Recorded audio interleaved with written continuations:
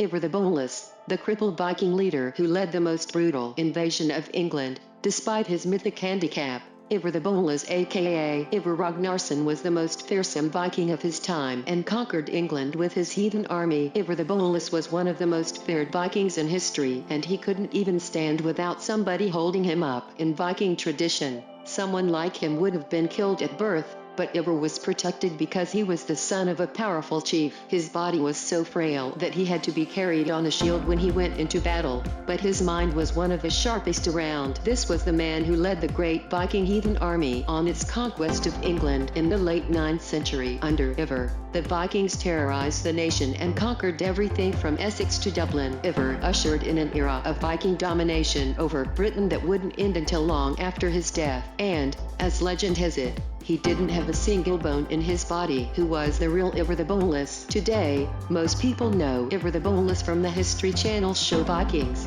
but that character's almost entirely the product of a screenwriter's imagination. Other than being a Viking who couldn't walk, almost nothing in the show lines up with the actual history of the real Ivar. The truth, though, is a bit tricky to ascertain. The only information we have on Ivar Ragnarsson, or the Boneless as he's come to be known, comes from either the British he terrorized or the Vikings who loved him. In the British sources, he's presented as a pagan demon sent from hell. In the Viking ones, he's a living god with supernatural powers. According to Norse legends, as his name suggests, Ivar the Boneless was born without any bones at all. His mother, Aslog, was a shaman, and his father, Ragnar Lodbrok, was a famed warlord chieftain. Upon their marriage, Aslog warned Ragnar that if he didn't wait 3 nights before making love to her, their child would come out deformed. Ignoring the warning, Ragnar forced himself on her and Ivar the Boneless was born. Today, most people know Ivar the Boneless from the History Channel show Vikings, but that character's almost entirely the product of a screenwriter's imagination. Other than being a Viking who couldn't walk, almost nothing in the show lines up with the actual history of the real Ivar. The truth, though, is a bit tricky to ascertain. The only information we have on Ivar Ragnarsson, or the Boneless as he's come to be known, comes from either the British he terrorized or the Vikings who loved him. In the British sources, he's presented as a pagan demon sent from hell. In the Viking ones, he's a living god with supernatural powers. According to Norse legends, as his name suggests, Ivar the Boneless was born without any bones at all. His mother, Aslog, was a shaman, and his father, Ragnar Lodbrok, was a famed warlord chieftain. Upon their marriage, Aslog warned Ragnar that if he didn't wait 3 nights before making love to her, their child would come out deformed. Ignoring the warning, Ragnar forced himself on her and Ivar the Boneless was born. Viking sagas have described him as only cartilage was where bones should have been, but otherwise, he grew tall and handsome, and in wisdom, he was the best of their children.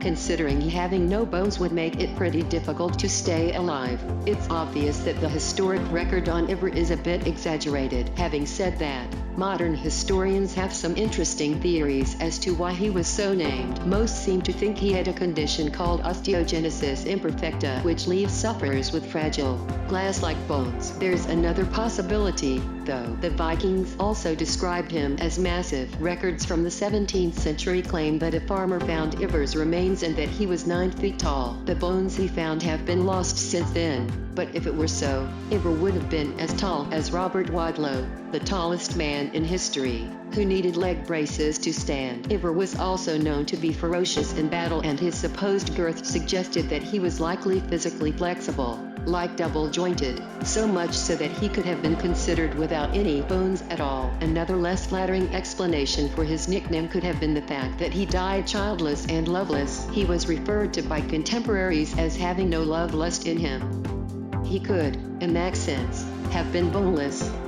The great heathen army of Ivar Ragnarsson, unlike his portrayal in the TV show Vikings, Ivar didn't fight with his brothers and definitely didn't kill one of them. He was deeply dedicated to his family and in turn, respected him. In fact, when their father Ragnar Lodbrok died, Ivar's brothers turned to him to lead the way. His father's death was a key moment in Ivar's life because of the circumstances. Ragnarsson was captured by King Ayla of the medieval English kingdom Northumbria and thrown into a pit of poisonous vipers during a raid on the northeastern shores of England. When word reached his sons, Ivar demanded to be told every detail of how his father died. He wanted to be completely enveloped in hatred before exacting his revenge. Ivar decided to form what the English would dub the Great Heathen Army and go to war with Northumbria. Ivar was the mastermind behind the army's tactics. It is doubtful if anyone has ever been wiser than he. His contemporaries wrote of him, "If Ivar Ragnarsson truly was unable to walk,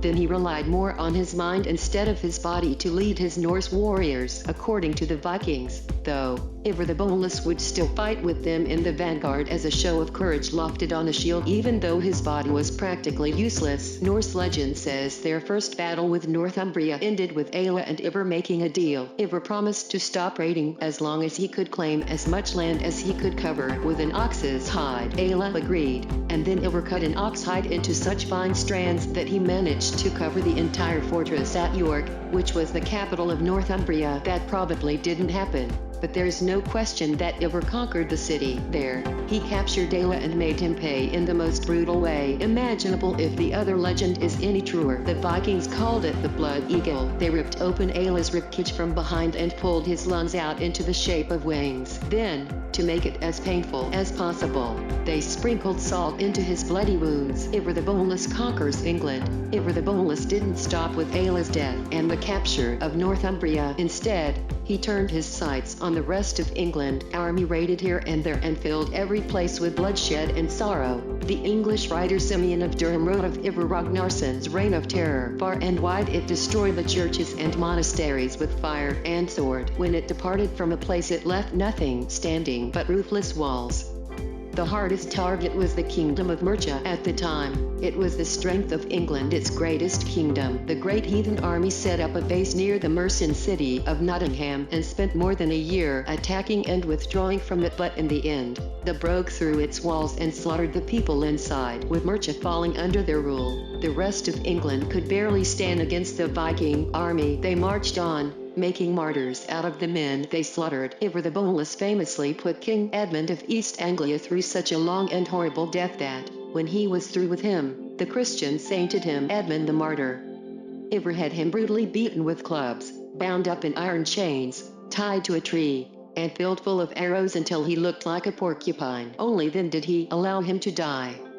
Edmund's head was chopped off and thrown into the brambles. The death of a brutal warlord. By 870 AD, Ivar Ragnarsson's dominion over Britain stretched all the way to Dublin, but then seemingly out of nowhere in 873, he died. The most likely explanation is whatever sickness kept Ivar's bones so weak finally claimed his life. The only information we have comes from a book called The Annals of Ireland. The Norwegian king died of a sudden hideous disease. It read, "Thus it pleased God." As expected, they were pretty happy about the foreign warlord's passing. Legend has it Ivar asked to be buried in a place that was exposed to attack. As long as his body was buried there, he promised his men, no one would be able to defeat them. But archaeologists recently uncovered a burial ground that they think belongs to Ivar the Boneless, and it paints a very different end to his story. The grave they found belongs to a respected Viking, draped in a necklace bearing Thor's hammer and clutching a Viking sword. He is surrounded by the bodies of 248 of his men, including dead children who were ritualistically killed to accompany him to Valhalla. If this is Ivar, then his death wasn't so peaceful. The skeleton in the center of the mound was disemboweled before he died and his genitals were cut off. But as legend held, history seems to suggest that Ivar Ragnarsson's prophetic promise to his men came true. Nobody could chase his Viking army out of Dublin until William I of England dug up Ivar's corpse and burned it to ashes on the pyre.